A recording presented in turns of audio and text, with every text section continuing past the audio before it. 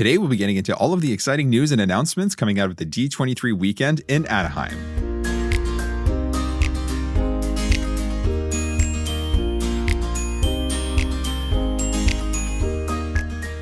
Hello and welcome to the Let's Go to the Parks podcast. I'm Oliver. And I'm Lucy. Today is Sunday, August 16th, and you're listening to episode 153, D23 News and Announcements.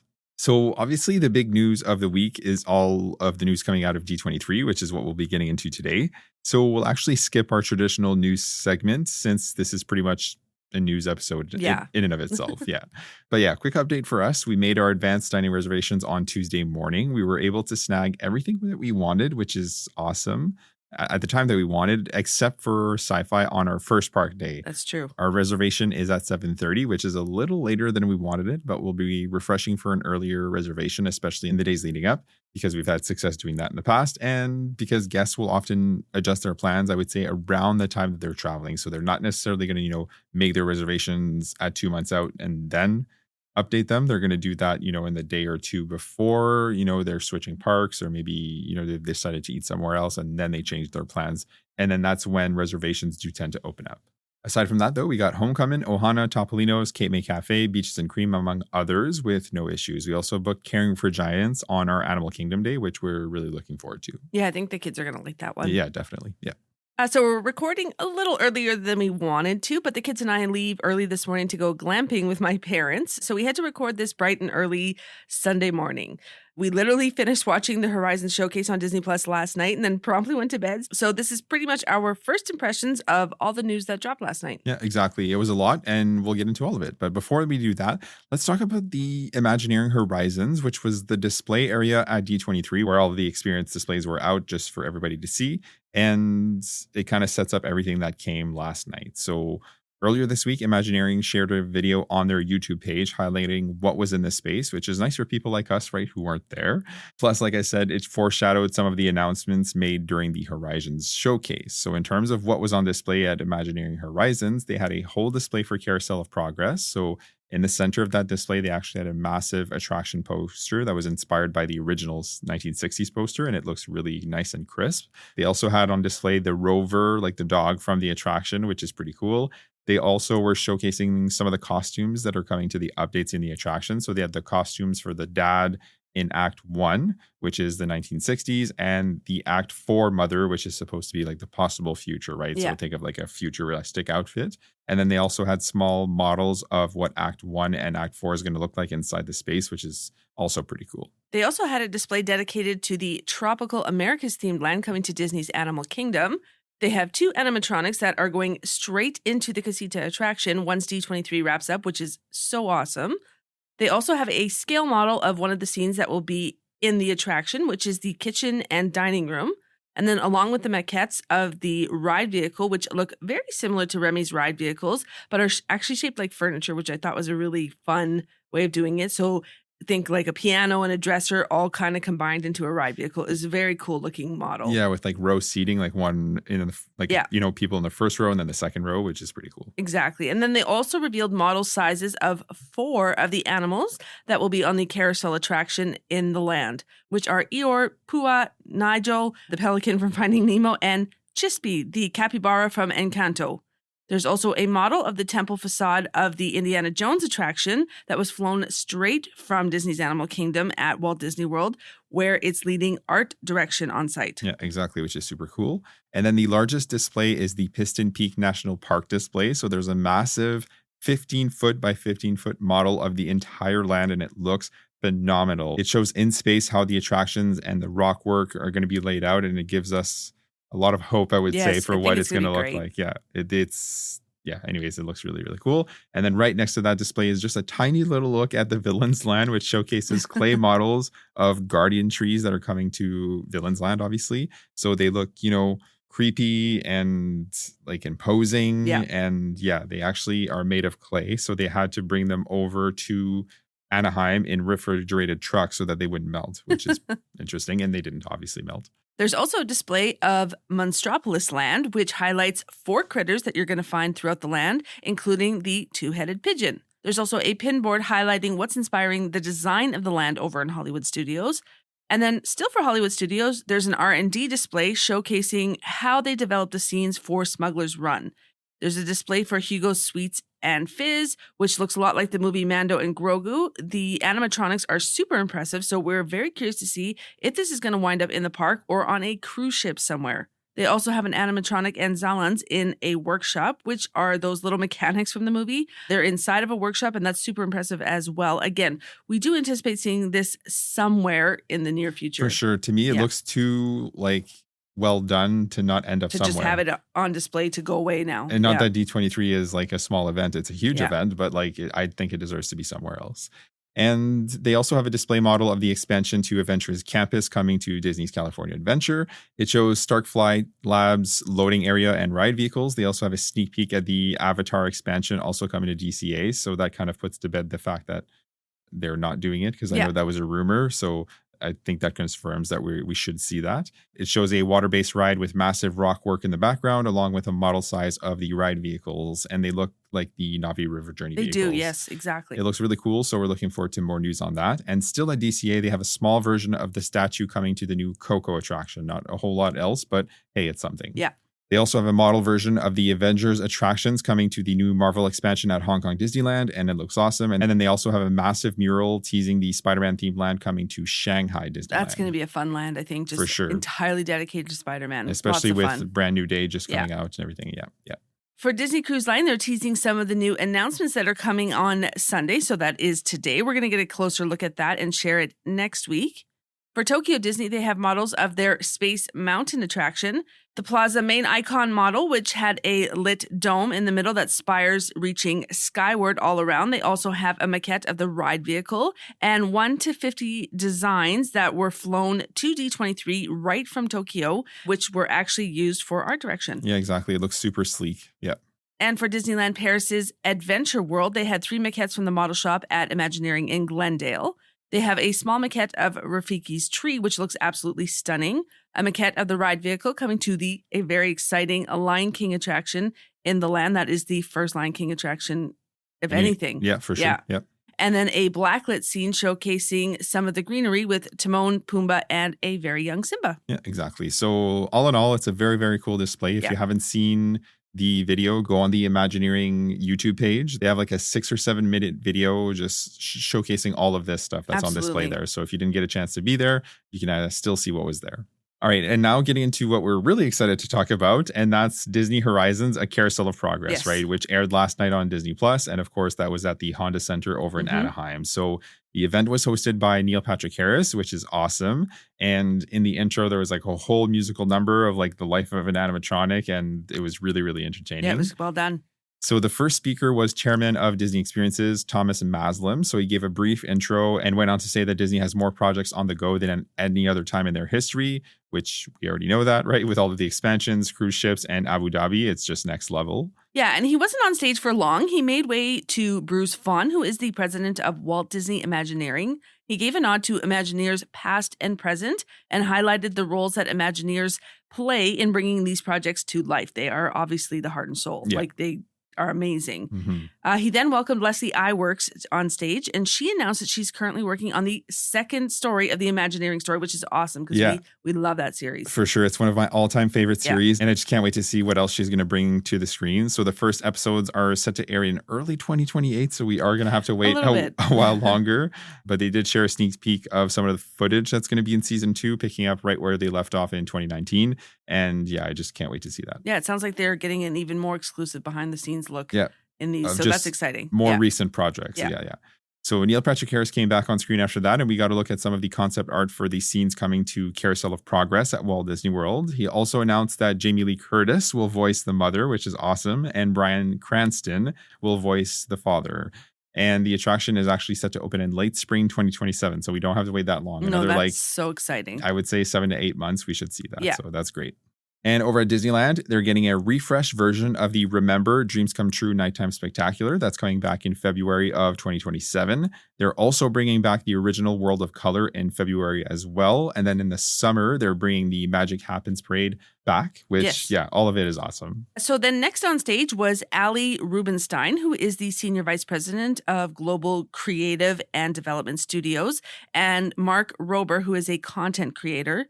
She announced that the Hyperspace Mountain will close at the end of 2027 to make way for an extensive refurb, and it will be reimagined into Space Mountain de la Terre à la Lune for the Jules Verne novel.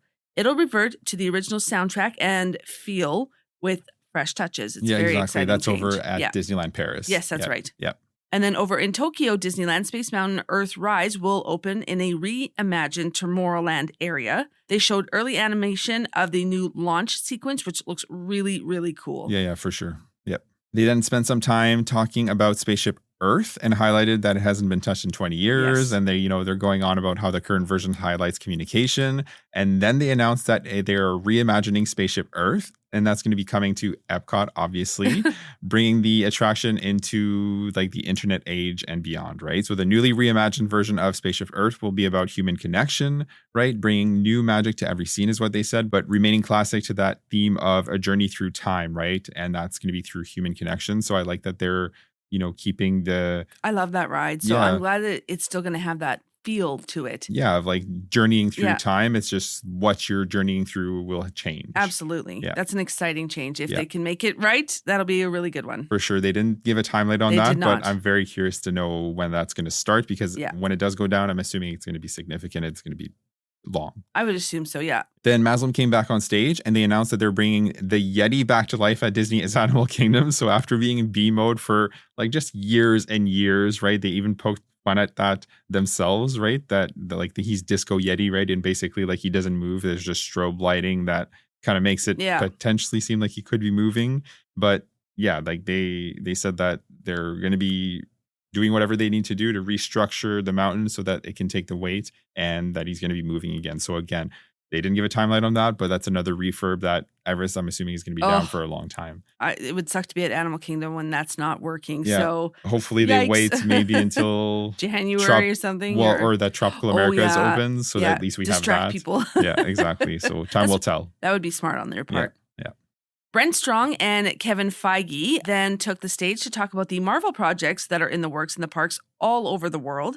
They shared a look at the Avengers Pavilion and the Marvel attraction coming to Hong Kong Disneyland, in which you will travel from realm to realm via Sling Ring. They also shared a closer look at the Spider-Man land coming to Shanghai Disneyland and the roller coaster that's coming to that land as well. They shared new concept art highlighting the attraction as well. They then turned their attention to the Avengers campus at DCA. They started with Avengers Infinity Defense. They shared some behind-the-scenes footage of the Imagineers building the sets of the attraction, which was really, really cool. The premise is you're actually going to be a recruit with Infinity Defense, along with a pre-show from Miss Marvel, and actually several of the actors are reprising their role for this attraction, which is very exciting. So Jeremy Renner, Anthony Mackie, Chris Hemsworth, and Robert Downey Jr. as Iron Man. So those are some big names right there. For sure. Yeah. They also shared a clip of the actors capturing some of the footage for the attraction, which again, so cool to see. Yeah, for sure. Agreed. They also announced that Stark Flight Lab is also going to feature Robert Downey Jr., Anthony Mackie, and Brie Larson, right? Captain Marvel. They also announced that both attractions are set to open in 2028. I love all these I just love it. I think that there's so much exciting stuff coming. I love it. For sure. And then back at Animal Kingdom, we got a clip from Harrison. This one made me excited. Sorry, I'm going to just say this. Go ahead. Yeah. So Harrison Ford came on screen and essentially announced that he would be the model for the animatronic Indy in the attraction coming to Animal Kingdom, right? Which finally, and then Michael Hungan and Chris Beatty were on stage with Neil Patrick Harris, and then they confirmed that for the first time, Harrison Ford will be the face of the animatronic for an attraction. And on the background and on the screen, they had 3D renderings of what the animatronic is going to look like. And it's Harrison. Exactly. Yeah. It is him. So that's awesome. They also shared the name, which is going to be Indiana Jones and the Myth of the Jade Serpent. So in this attraction, you're going to explore a Mayan temple, and Imagineers are currently working on the entrance, and they shared some footage of the work that's being done over there. Yeah, the story is going to have you rendezvous with Dr. Jones, who is exploring the temple, Local legend says that the passage leads directly to the Mayan underworld and is protected by a giant serpent named the Sukan.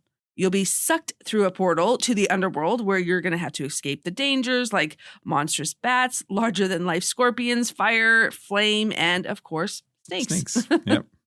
We got a first look at the gigantic audio animatronic snake figure. The team is taking great care to sculpt the figure by hand, which is going to make it actually feel more lifelike. Yeah, for sure. It's massive. Like in the renderings that they were showing, they were showing like the Imagineering standing next to it. And yeah, it's massive. This is going to be a great ride. Yeah, for sure. Sorry, dinosaur, but I think this one might win. Oh, for me, it will, for sure. Yeah. In the rest of the land, they shared the name of the Carousel attraction, which is going to be named El Carousel de los Animalitos. They revealed the 22 handcrafted animals that are going to make up the carousel, which some were on display at the event, which is very exciting to see. Then they brought onto the stage Jared Bush to join Michael Hungan and Chris Beatty to talk about the Casita attraction. It's going to be named Antonio's Fiesta de Encanto, and the cast is reprising their roles for this attraction, which is awesome. They shared a video of the cast recording for the attraction, which included Stephanie Beatrice, Diana Guerrero, and Jessica DeRoe. Yeah, exactly, which is super exciting. The attraction is going to have you inside the casita on the day that Antonio gets his gift, right? So you're there to celebrate with the family and the extended animal family. Yeah. So when you enter the house, you're going to board a ride vehicle meant to represent the different pieces of furniture, like Lucy was saying, and they're going to carry you through the rooms. The ride vehicles are going to feel like lively and dynamic, reacting to the scenes around you. So I'm thinking like moving and jostling and that kind of thing, right? And then they showed a rendering of that showed how you're going to move through the house, eventually ending upstairs in Antonio's room. In total, there are more than 50 animals represented inside the attraction. So think like a ton of animatronics, right? And we got to see a first glimpse at some of them, including a capybara, a toucan, and a donkey. So cute. And they also revealed that there's going to be no height requirement, obviously, right? Which is great for families because you can take your littles on there too. Absolutely. That is such a fun thing for families at Animal Kingdom. I love it. Exactly. Emo O'Brien and Ali Rubenstein were then welcomed on stage. They spoke about the new Coco attraction coming to DCA. The attraction will feature the likes of Miguel, Dante, Hector, and more as we remember Miguel's unforgettable trip to the land of the dead. The attraction storyline will pick up a year after the events of the original film. The queue, which will begin in Pixar Pier next to the Inside Out emotional whirlwind, welcomes you to the Casa Museo, dedicated to the music of Miguel's great-great-grandfather, Hector Rivera. From there, you're going to join Miguel and travel by boat through his memories of the land of the dead.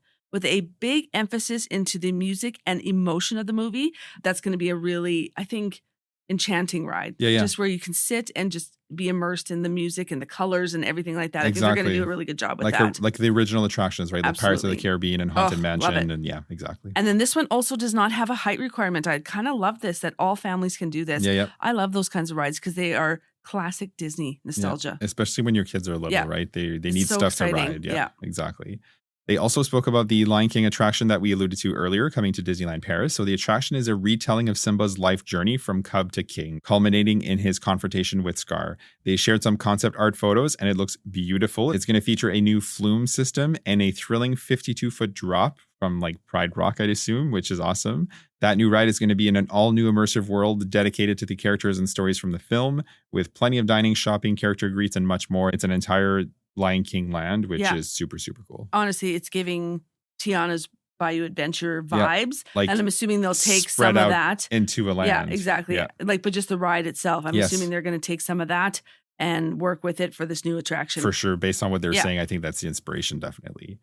And then Jack McBrayer came on stage dressed as Fix-It Felix. He's so funny. Yeah, and he revealed that Sugar Crush Sweet Rescue is going to be the name of the new Wreck-It Ralph attraction coming to Tokyo Disneyland, and that's set for a spring of 2027 opening. So that must be pretty much well underway construction. I would think so, yeah. Then they brought Michael Hungan back on stage with Imagineer Jason Grant to speak about the two attractions coming to Piston Peak at Magic Kingdom. And they said that Lightning McQueen, Mater, and others are obviously going to reprise their role for that land. That's right. And coming to Piston Peak is Miss Fritter's Daredevil Spin-Along. Inspired by the diva of demolition from Cars 3, the ride will feature Miss Fritter as a huge school bus-sized animatronic who hosts a stampeding bash at her wildest demolition derby yet. Cars Ridge Run Rally is going to be the second attraction at this land, and they describe the experience as a quest to find the wildest racer in the wilderness as they compete for the fastest lap in the West. The course is going to take racers through the beauty of America's national parks, including a climb up Piston Peak itself, where a snow-covered mountaintop awaits you. After reaching the top, the racers are going to plummet down from a camelback descent and later navigate the exhilarating geyser field. The race ends by circling the old tank-full geyser before a sprint to the finish line where Lightning McQueen and Mater are covering the race live on Racing's Sports Network. I think you're going to get wet on that ride. I don't know why. Maybe I feel that way. A little bit, yeah. It'll debut a completely new ride vehicle designed just like an off-road car, and the attraction design is unlike typical theme park systems, and guests will feel every bump, drop, and rock. Yeah, a rally car race, right? I think that's the design, which is awesome. Absolutely. They also announced a new series coming to Disney Plus called Cars Lightning Racers, which is going to be aimed at younger viewers, which makes sense. I actually watched a panel yesterday, and it was Jason Grant talking about the Piston Peak expansion. Mm-hmm. And he was saying how, like, you have Liberty Square and Frontierland, and then eventually Tiana's and Big Thunder. And it kind of like loops you through different states, right? Or represented throughout the USA, I guess you could say. So the way they're designing Piston Peak is that it fits in with all of it. So whether you're at Liberty Square and looking at Piston Peak, or you're by Big Thunder looking at Piston Peak, it should all like flow nicely. Ooh, love that. Yeah. That doesn't surprise me, though. Of course. They always think of those things. Immersion, right? Yeah. And then in DCL news, they invited Claire Weiss to the stage. She announced that they're doubling the number of cruises from Southern California, which is really cool. Magic and Wonder are returning to Alaska, and Wish is going to Europe, which we knew already. But she also spoke about the Disney Believe, which is the 4th ship in the Wish class. So the ship celebrates belief in magic, family, and in yourself. The bow character was announced. It's going to be Tinkerbell, which I think totally fits. Yep. And then the stern characters are going to be Buzz and Woody. In the Grand Hall, Moana is going to be the icon in that space. And obviously Pua and Hey Hey are going to be there with her too. She also announced a new class of ship that's going to debut in 2029, and they're going to have 3 ships in that class. While details are still slim, she did say that the ships are going to introduce an entirely new class to the fleet and occupy a unique place in Disney Cruise Line's growing lineup, positioned in size between Disney's classic ships and its newer ones. And then that's supposed to open new doors to exciting possibilities when it comes to itineraries and experiences around the world. But that's interesting, right? So smaller than the Wish class ships, but bigger than the original ships. So kind of somewhere in between. Yeah, absolutely. Chris Beatty and Michael Hungen came back to the stage to speak about Monstropolis. Chris explained that humans are invited to attend a new show at the Globe Theatre titled Welcome to Monstropolis, just like Randy Newman's new song that will be featured in the land that was announced that last night as well. Yep, that's right. The monsters in the show will introduce humans to Monstropolis and highlight how similar monsters and humans really are. Mike and Sully are going to be the hosts of the show, and they said that Sully has been working on a small homespun show, but Mike, ever the showman, has a few surprises up his sleeve. Archie's Scare Pig Pizza will be Monstropolis' top-rated pizza and be your go-to place to grab a slice. Humans may recognize Archie, Fear Tech's beloved 6-legged mascot.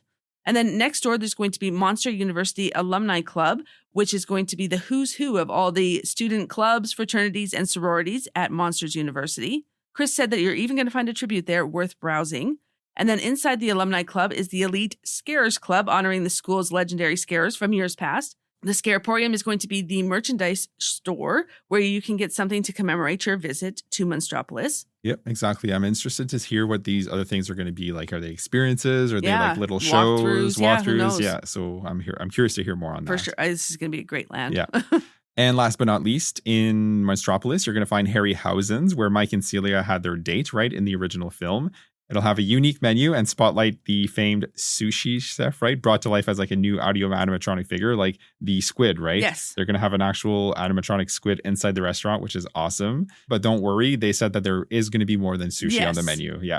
But that's definitely going to be a highlight, I think, the sushi. Definitely. They also shared more concept art of the land in general and a sneak peek behind the construction walls and obviously a closer look at the Doors attraction. So they said that you're actually going to be lifted 40 feet into the air in 4 seconds and then launched into the vault. So that sounds wild. Yep. And the kicker here, they ended with, we're opening it earlier and it's all supposed to be opening in 2027. That's so exciting. And honestly, just the start of that where you sit down and you're launched is so fun. And I hope it's just a little bit longer than Tron. Yeah. That's what I'm hoping for. I they hope made it so. a little longer than Tron. And in length, I would like it to be like Guardians. Yes, right? absolutely. Where it feels not too long, but it like long enough. It's the perfect amount of time. Yeah. That's the thing. If you wait, in a 90-minute line, it was worth it. It was worth it. Exactly. Yeah. And then It was villains. Yes, Okay. this was So, awesome. like, the stage went dark. There was like a green glow, and then Magic Mirror came onto a recording, right? And then Carolyn May and Bruce Vaughan were summoned on stage, right, by the mirror. They confirmed that the name for this new land is officially going to be Villains Land. Which Okay, makes so sense. it's a little anticlimactic, but the way they explained it, it does make sense. Is that, all the lands at Magic Kingdom are, Adventureland, Frontierland, Tomorrowland. So it just fits in with Yep, that theme. So I Villains agree. Land, which, yeah, totally makes sense. Though they did say that the vibe could not be more different, right? So Villains Land is going to bring a devious and dark magic to the Magic Kingdom and still manage to be cohesive with the storytelling of the broader park, right? So it's going to fit in essentially with the theming of Magic Kingdom as a whole. Absolutely. They said that in many fairy tales, the real journey begins when you stray from the safe path and instead turn towards the vast, foreboding forest. If you dare enter the forest of Villains Land, you may soon come across a wishing well. Under most circumstances, a wishing well would be a good thing, but something dark happened to this one. Once upon a time, someone made an evil wish here, a wish so evil it corrupted the stone and broke open, spreading the well's poison magic throughout the forest. One by one, the villains have come here to try and claim the last of the wishing well's power. Villains Land will be shaped by those who have used this dark magic to conjure the perfect new layers for themselves. These mighty fortresses and gleaming palaces not only reflect the personality of the villains who own them, but they invite the guest into a tantalizing treasure trove of treats, trinkets, and more temptations. The size and scale were compared to Star Wars Galaxy's Edge, so there's going to be no shortage of space to explore and enjoy a bit of mischievous fun. Some of the villains teased are Dr. Facilier, Cruella, and the Evil Queen. Yeah, that's awesome to hear a rough size, right? So Yes, Galaxy's Edge obviously is pretty exciting. big. So if it's going to be at least that size, that's awesome. And really, this is a brand new land behind, right? So Yep. nothing is going to be interrupted No. during that process. And we don't lose anything Yes, either, exactly. which is great. They also announced the 2 attractions, not names, but concepts of what they're going to be. So Yeah. the first is going to be an exhilarating coaster experience where you're going to come face to face with the mistress of evil herself, Maleficent. You're going to race through the enchanted briar surrounding her frightening mountaintop forests if you're feeling brave enough to answer her invitation, which sounds super awesome. The Imagineering team did say that this coaster is going to include elements that they've never attempted before on similar attractions. So it's set to be a very groundbreaking project is what they said. The second headlining attraction is going to be a dark ride, right? Featuring a whole array of your favorite Disney villains. And it's going to be hosted by the Magic Mirror. So you're actually going to find Magic Mirror where the Evil Queen keeps him down in the catacombs beneath her pristine palace, right? After making your way to him, he's going to magically transport you into his mystical mirror realm to see things on the other side of the mirror.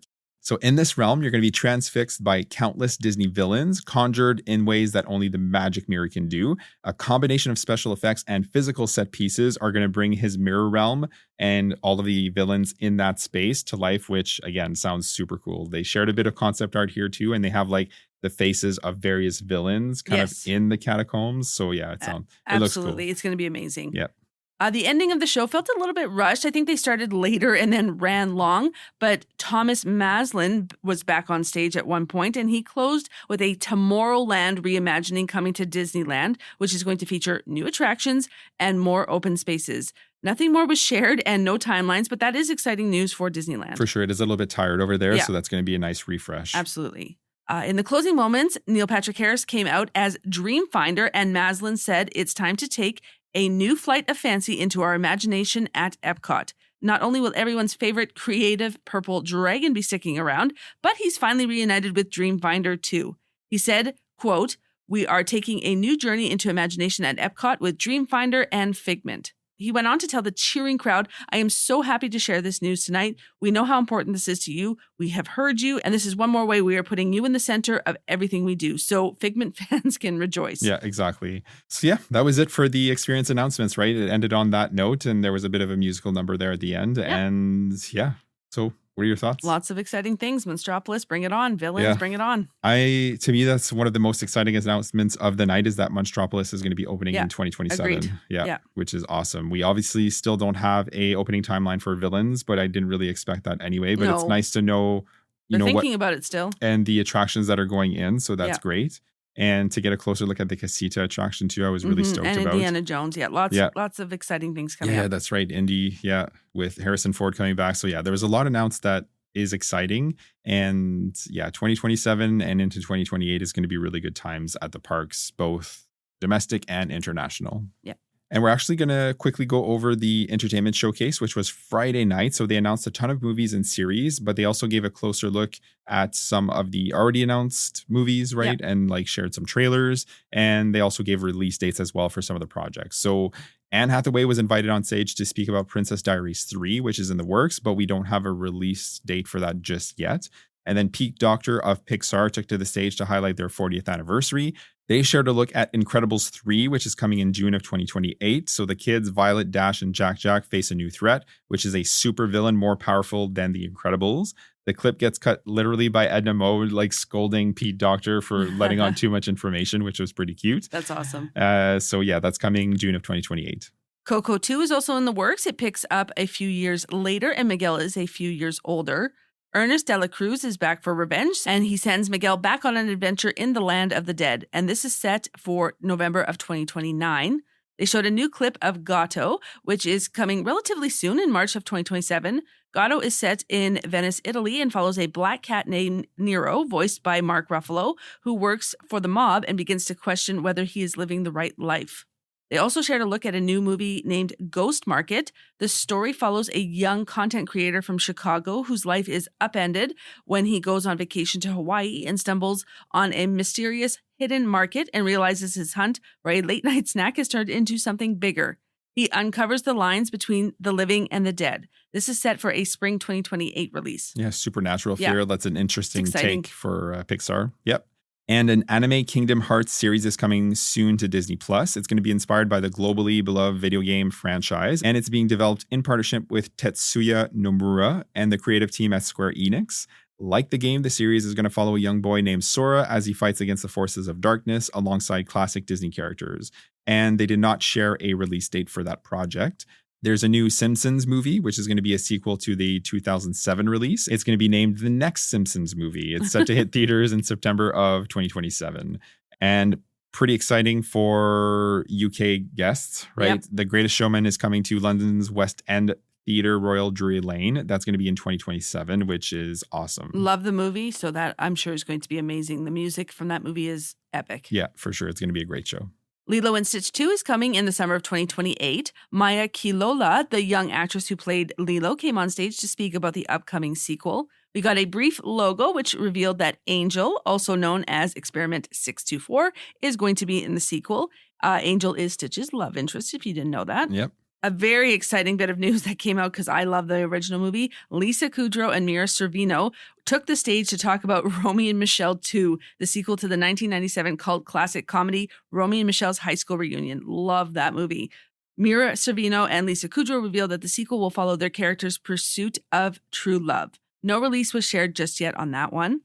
Walker Scoble, who plays Percy Jackson, Ming-Na Wen, who plays Hera, and Andra Day, who plays Athena. They took the stage to showcase details about the third season of Percy Jackson and the Olympians, which premieres on Disney Plus on November 20th. Which is just around the corner. The kids love that show, so they're going to be happy. Yeah. Yep. We also got a look at the Bluey movie, which is set for an August 2027 release. Obviously, this is a massively popular franchise, right? So the movie is going to be wildly popular, I'm sure. And then stars Queen Latifah and Dennis Leary were on stage to talk about Ice Age Boiling Point and present exclusive footage from the new movie. That's set for a February 2027 release.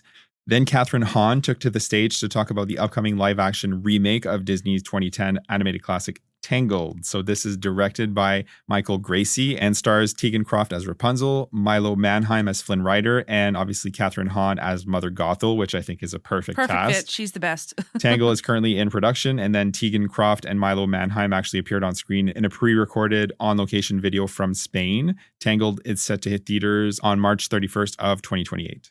She is the perfect Mother Gothel. For sure. I had heard rumors, obviously, but it was nice to finally have that confirmed. Yeah, it's super cool. Jon Favreau came on stage to discuss the upcoming Disney Plus series Oswald. Favreau took inspiration from the legacy of the original shorts created by Walt Disney and Ub Iwerks in 1927. He said that they only used hand-drawn 2D animation, and we can expect to see a 3-part miniseries coming to Disney Plus in February of 2027. Favreau also spoke about Lion, which is an upcoming 4-part natural history documentary event series coming to National Geographic on August 19th and Disney Plus and Hulu on August 20th. Lion was filmed over nearly 1,400 days across 52 shoots, making it the most time ever spent in field, exclusively following a single pride of lions, which is actually pretty cool. Yeah, totally. Absolutely. Then Kevin Feige, Paul Bettany, who plays Vision, and James Spader, who plays Ultron, spoke about Vision Quest. So this is going to be a new series that's going to serve as the final chapter of the trilogy of Disney Plus shows, including WandaVision and Agatha All Along.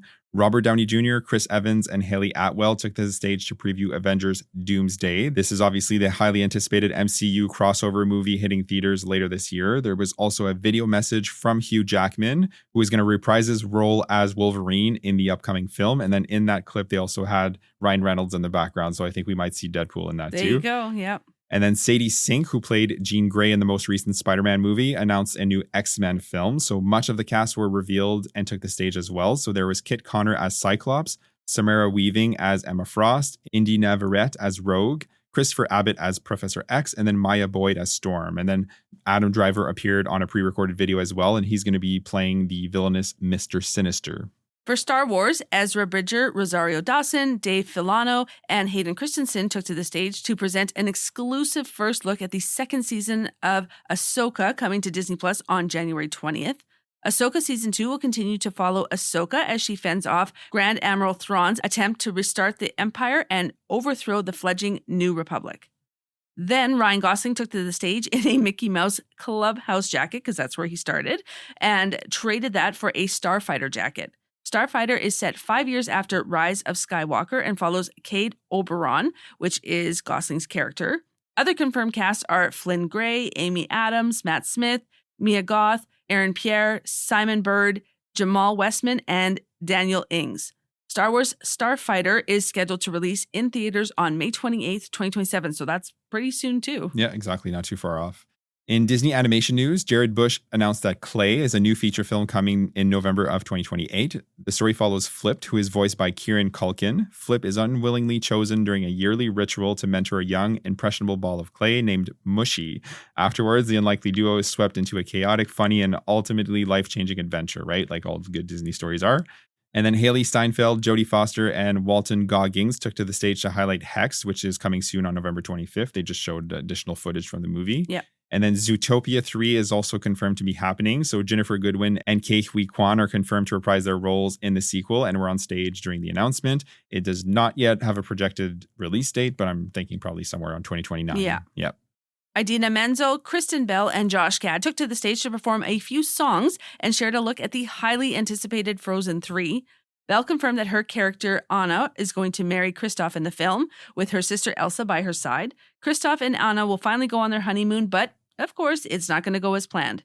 It is set for a November 24th, 2027 release. Yeah, and we're looking forward to that for sure. Yes, yeah. Frozen is a great franchise. Yeah, so there's lots coming, right, both to movies and series, and then obviously a ton coming to both the domestic and international parks. But obviously, what we are personally are most excited about is all of the things coming to Walt Disney World because, you know, we love Disneyland. That's where we tend to frequent. That's the thing. We do love Disneyland, but we tend to go to Walt Disney World quite a bit more often. So yeah, you know, the Tropical Americas themed land, Monstropolis, Piston Peak, Villains Land. Absolutely. So much. Updates to Spaceship Earth now. Mm-hmm. Yes, Figment's coming back to Epcot. Lots of exciting news. It was a good event. Yeah, absolutely. Oh, and the Yeti too. Yeah, exactly. The Yeti is going to be fixed over at Animal Kingdom. So yeah, it was a great event. The only thing I wish we had more of was timelines. Totally. So the biggest surprise for me, like I said earlier, is Monstropolis. That's being moved up to 2027. I'm all for that. But, maybe Villains will be the same eventually. Yeah, but outside of that, there's a lot that was left in the air. So yeah, we don't know when many of these projects are going to wrap up or even start. So yeah, time will tell on that. With that said, thank you for joining us today to talk D23. If you haven't already, make sure to subscribe to the podcast so you don't miss any future episodes. And as always, if you could leave us a rating and review, it would be greatly appreciated. If you choose to do so, you can leave reviews right on Apple Podcasts. And for Spotify, you can leave a rating. You can also find us on Instagram and TikTok at letsgo.totheparks, as well as on our Facebook page, Let's Go to the Parks. We share some helpful reels here as well as some fun ones. The link tree in the show notes will take you to all of our socials. Have a great day, and we'll see you real soon.